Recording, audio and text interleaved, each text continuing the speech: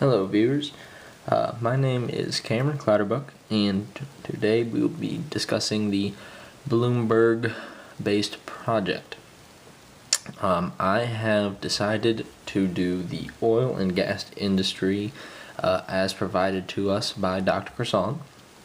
So the first thing I'd like to do is take a look at the current ratio of all of these companies. So if you look at the first company, Plains All American Pipeline, you see current ratios right here in row 7. You can see that in 2013-2017 they had more liabilities than assets. If you go to the next company, Spectra Energy, you can see that they had liabilities almost doubling their assets. And if you scroll down to DCP Midstream, you can see that they had more liabilities than assets, except for in 2014 when they were just about broke even, and then 2015 when they had more assets than liabilities that year. And then lastly there is Kinder Morgan Inc., and you can see that they had more liabilities than assets, similar to the first company, Plains All American Pipeline. So next thing I want to look at was financial leverage, specifically debt measures.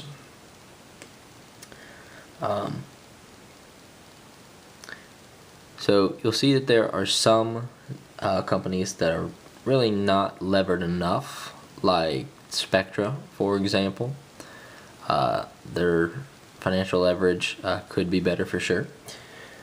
And then there are some that are levered too much and really cannot handle their debt, like Kinder Morgan, as you see right here. Yeah, they have too much. Now the one that I thought was the best was DCP Midstream. They're levered a good bit, not too much, not too little. They can afford it.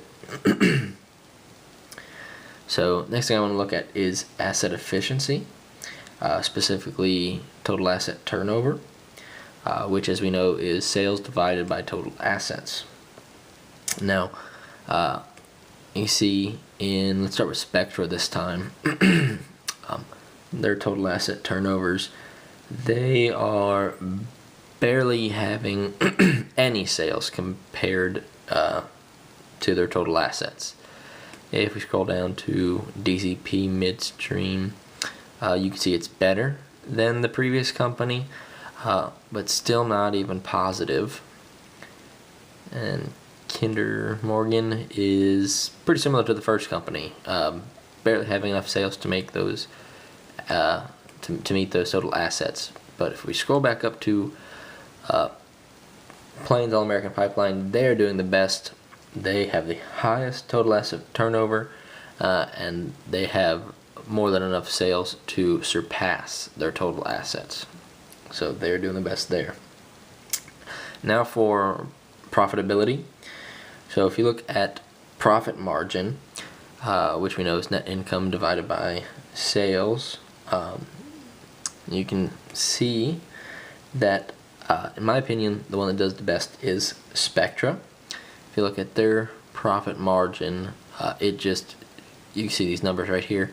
It just blows everything else out the water. If we look at DCP, here's their profit margin, sometimes 5 times lower, if not more. Profit margin of Kinder, similar, and of course profit margin of Plains All American Pipeline. They actually have it the worst. They have the worst profit margin. Now for return on assets, which is net income divided by total assets, once again we will be returning to Spectra for the best. So you can see where they're at right here with their return on assets. Some pretty good numbers in the 6.8 somethings and the 5 point somethings for the most part. If you look at DCP midstream, they're kind of lower, especially towards more recent years. If you look at Kinder Morgan return on asset, even lower actually. And Plains All American Pipeline for their profit margin, not too bad.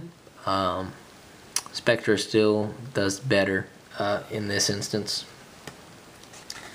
Next thing I want to take a look at would be the tax burden and interest burden, which, as we know,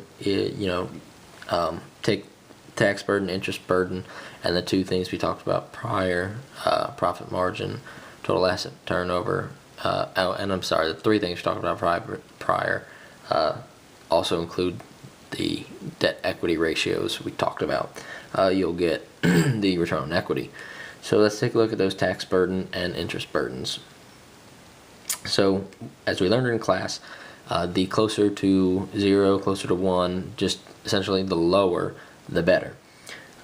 So if we look at some of the data for tax burden, interest burden, here's Plains All American Pipeline. It's quite far away, these two rows, rows 15 and 16, from 0 or 1. If we look at Spectra for tax burden, interest burden, actually some of that's even higher than Plains All American Pipeline. And Spectra is better. It's the best of those three. But however, if you scroll down to Kinder, even though some of the interest burden for 2013, 2017 is not there, you'll still see that they have closest to 0, closest to 1, the lowest tax burden and interest burden. So Kinder Morgan will be the best here. And while we're here on Kinder Morgan, we'll stay here because they have the best price to earnings ratio as well as market to book. If we look, you can see, just keep these numbers in mind as we compare them to price to earnings of Spectra. I'm sorry, that's DCP midstream. This right here is Spectra's price to earning in 43 and price to book in 44. And then in 18 and 19 we see Plains All American Pipeline PE ratio and price to book ratio.